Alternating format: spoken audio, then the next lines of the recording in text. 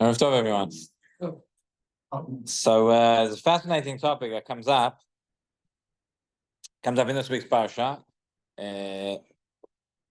somewhat indirectly. Towards the end of the parasha, we have the concept of the land, the chalukat haaretz, of the land being split up. Bnei Yisrael have not yet entered, but the land is split up according to the different shvatim.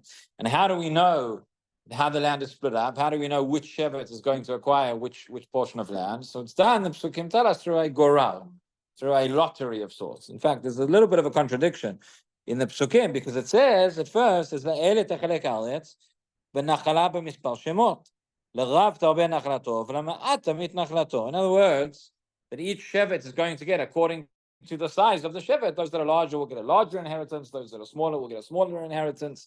In other words, everything here is by design. And then it says, Ach bagora yechalek et haaretz l'shemot matot avotai min chal. That no, it will all be done through this goral, through this lottery. You know, intuitively, when we think about a lottery, so we think about something which is completely random, which has no rhyme or reason to it, has no sense. It's you pick a name, literally, you're picking a name out of a hat, right? And that's what comes out. Clearly, that's not the case over here, and that's not the case for the Torah's concept of lottery in general. We'll see in a moment. But Rashi says over here, he tells us that the important words. He says Hagolal haya pi ruach hakodesh. So it's not random in the sense that it's meaningless. It's very, very meaningful, but it's done in such a way that randomness is a mechanism through which Ruach HaKodesh can act in this world. And it's very interesting. There's a Professor Eli Merzbach, who is, it was in Bar Ilan, I'm not sure if he's there anymore, but he's a from professor. He has a whole book about this. He has a whole book about, it's called Higayon HaGoral. Talks about the concept of a Goral, because we find it many, many times throughout Tanakh, throughout Shas and Poskim, Rishonim, Achronim. We'll talk about it. Many interesting applications and practical halakha about where you can use a lottery. Should you use a lottery? Are you allowed to? Does it work? Etc. I mean, just some of the cases that come to mind. So in Tanakh, we have, for example, the Kohen Gadol and Yom Kippur. Right? We have the Goral. We have the two Sirim. One is Lashem and one is Lazazel. How do you know which one? We have a lottery between them. Other cases of lotteries that we have in Tanakh, there are many. I'm sure you're all thinking ahead of me. You have in Sefer Yonah. Right? We remember Yonah is on the boat, and the sailors all say, they realize that something unusual is happening, and they say something supernatural. They say somebody has done something wrong. We have to throw him overboard. How do we know who it is? So they have a goral. So you could say over there, okay, they weren't Jewish, maybe they weren't doing the wrong thing. But clearly you see that there's some, maybe the most famous one, which I'm sure everybody's thinking of, is Purim. Right? The name Purim means it's related to the idea of a lottery, where Haman casts his lots to see which day it should come out. Okay, so we have, and there are many, many other cases as well. But this is what, so on the one hand, you might think, this idea of a goral, again, it's something that's random. This is what Professor Merzbach writes in his book. He says, "B'gisha chilonit, hadam kayam rak b'mikleh." In a let's say, in a secular view of the world, so a person, we're just here by coincidence, mitoch hitachshuyot mikliyot shel eloim tiviyim kosmim ha'artzim, a random sequence of events which happen, which lead to consequences. He says, "Keneged gisha zo, b'ashkafat Chazal, yesh la'akrayut mashmot theologit muvheket." He says, by contrast, we hold that randomness as a concept has a deep theological significance. Hashzura b'retzef hanosim ha'akrayut hi mahut ha'ashkacha ha'elyona nichtelet. This is a hidden form of divine intervention in the world through this mechanism. Hashivota b'kach tu megale le'adam et ratzon haboreh. When it's done correctly, when it's implemented in the proper way, so this randomness or this lottery of sorts can actually reveal to us what the ratzon of HaKadosh Baruch Hu is. So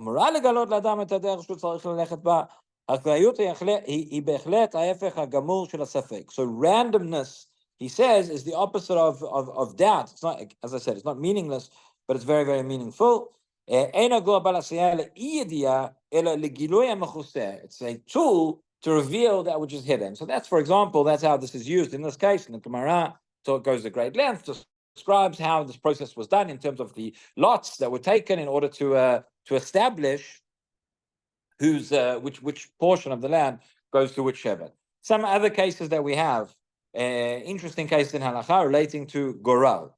So one of them, so I mentioned already the Kohen Gadol in the Beit HaMikdash, but we know that throughout the service in the Beit HaMikdash, there are a number of different lotteries, right? There were 4 different prizes throughout the day, which were in order to determine which Kohen was going to perform which avodah, right? The goral that they would use there was a bit of a different type. They would all the Kohanim would stand in a circle, and the Memuneh, they would choose a number, 80, 100, whatever it is, and each one would put out 1 or 2 fingers. It says in the Mishnah, and so the Rambam brings this, he says they could put out 1 or 2 fingers. If they put out 3 fingers, it counted as well. And they would go around and they would count the fingers. And whoever had landed on at that number, that would be the Kohen who would do that particular service. It says they weren't allowed to hold out their thumb, because the thumb you could very, very quickly move in or move out in order so that you couldn't cheat, right? It has to be done in a certain way. There's the famous story of how this came about. I'll just read to you, because it says that this is the Mishnah in Masechet Yomah. So it says it happened originally, right? It's talking there about the Trumat Hadeshen, which was the first service that was done in the Beit HaMikdash in the morning. And whichever originally they would go up, whichever Kohen got there first would be the one who would perform it. And there was a ramp going up to the Mizbach. And the Mishnah describes how if there were 2 Kohanim that got there at the same time, the Olympics are coming up, right? So they would run up the ramp, and whoever got there first got to do it until things got a little bit ugly. The Mishnah says, there were 2 Kohanim who came in, and they were running at the same time to go up, and one of them really, really wants to do the avodah more than the other. So what did he do? He pushed him off the ramp. He pushed him off, and he broke his leg. So then it says, once they saw that this was leading to danger, so what did they do? They said, okay, now we're going to change it to a pious. Now we're going to change it to a lottery. By the way, it's another one of those remnants. Sometimes you have in modern Hebrew these words, secular concepts, which are very, very, very religious sort of underpinnings. Pious, that's where the word comes from, the lottery. Today, mifala pious is the lottery. You can say what you think about it as to what the level of religiosity is of that organization. But in any event, so that was the case in the Mishnah. The truth is the Gemara brings a much worse version of the story. The Gemara says that the 2 Kohanim were running, and the one did not push the other, but he pulled out a knife and he stabbed him, and he actually killed him. And then it's worse than that, because the Gemara says that at that point, when one of the Kohanim stabbed the other with the knife, and the father of that Kohen had been stabbed, came and saw, and he saw that he was still alive, he was still moving, and he said, "Oh, Baruch Hashem, the knife has not contracted tumah." So it's a horrifying and it's a shocking story to understand how sometimes you can have skewed priorities, and you can miss things which should seem very, very obvious and very basic. In any event, but that was one case, and as a result of that, so they decided to move from this competition of running. It was a little bit dangerous. They said, we'll do a lottery instead, and there's no danger. So some of the other cases where it comes up in contemporary halacha, some interesting and unexpected cases. So one is, what happens when you have different people?